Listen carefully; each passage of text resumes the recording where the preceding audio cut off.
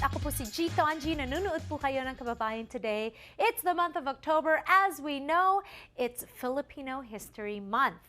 And because it's Filipino History Month, I really want to make sure that we're able to speak to people that are able to make their mark in history.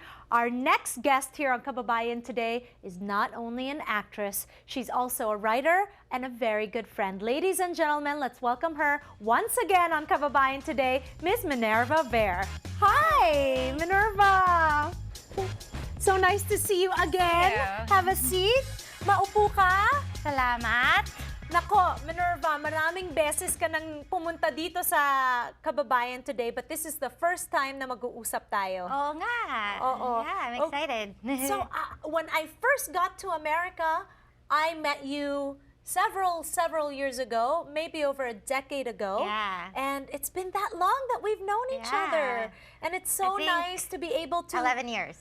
11 years. Yeah, it's so nice to be able to keep in touch and continuously support each other's endeavors. Yeah. Because I know that when I first got to America, I was able to meet Minerva and I even participated in one of her readings, which we'll talk about later on. Pero pag-usapan muna natin, saan ka lumaki, Minerva? Lumaki ako sa Cebu. So, Cebuana ka? Cebuana kaayog yun. Ah, Bisaya. Okay. Bisaya. Ang first language ko ay Bisaya. Baluktot medyo yung Tagalog ko. But, okay, I can manage. Yeah? Yeah. And so, your parents are Filipino? My mom is Filipino, Chinese, and my dad is American, of French and Irish descent. Okay, so you're Hapa like me. Yes. Yeah, so happy, di ba? Yeah, definitely. So we're the same tribe. When people say, you're Filipina? Like, what's the most annoying thing people say when they find out you're Filipino? Because for me, a lot of people say, oh, you're Filipina? I thought you were Latina or something. You know what I mean? Yeah, I get that every day. You're Latina, people speak Spanish to me every day, and I tell them I'm Filipino. Yeah. And sometimes I have to explain that, you know, certain Filipinos look like this too, you know? Right. We were all different colors. Right. So. Okay, so growing up in Cebu, how was that like? I loved it. It was a very simple, easy life, you know? Saan sa Cebu? I grew up in Cebu City, sa Guadalupe, and I went to school in the city as well. And then when I was in high school, pumunta kami sa Minglanilla, which is a very rural, coastal town. Okay, and I know that you grew up with your grandmother, right? Actually, I grew up with foster parents. Okay, so tell us about that story. That's very interesting. Oh, yeah. It's sort of a long story, but I'll tell you. Okay. My mother had 5 other children, have brothers and sisters, and they came to America because of my dad, and then she couldn't take care of another child. So she was intending to leave me with her mother, my Lola, but then my Lola was sick. So she ended up leaving me in the hospital where I was born. So I grew up sa Chongwa Hospital sa Cebu for about 2 years. Wow, this is interesting, And Minerva. then, yeah. And then my mother, who was living in LA at that time, couldn't go back to the Philippines to get me when I was 2 because the hospital can't border me anymore after 2 years old. Right. So I was taken in by 2 women, my mama Gloria and my mommy Linda. And they raised me until I was 13 years old. What an interesting story.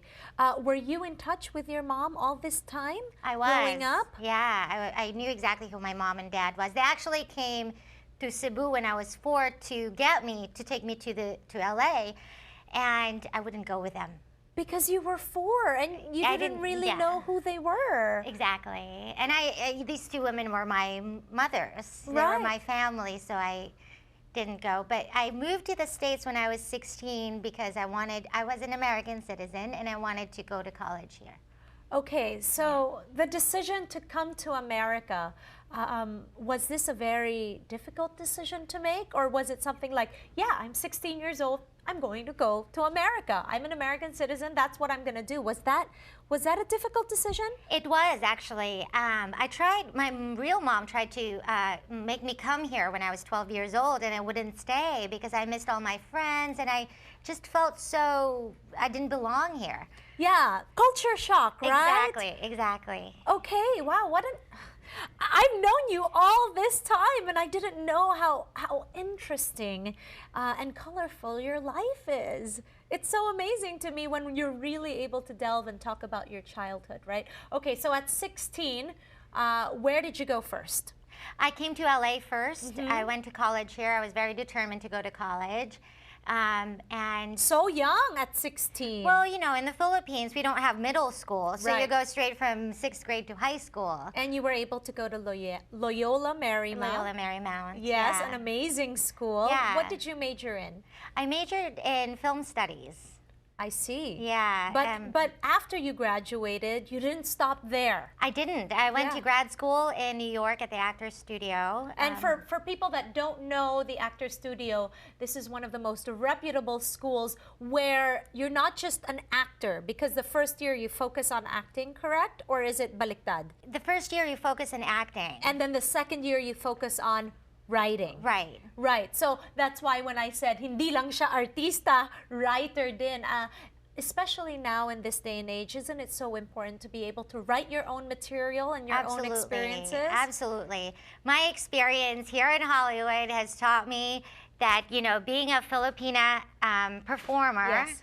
I have to create my own work. And your own venue or vehicle, right? When we return, you will have an exclusive peek at some of the work that Minerva has done. We'll also talk about her experience here in Hollywood as a Filipina. Don't go away here on Kababayan today.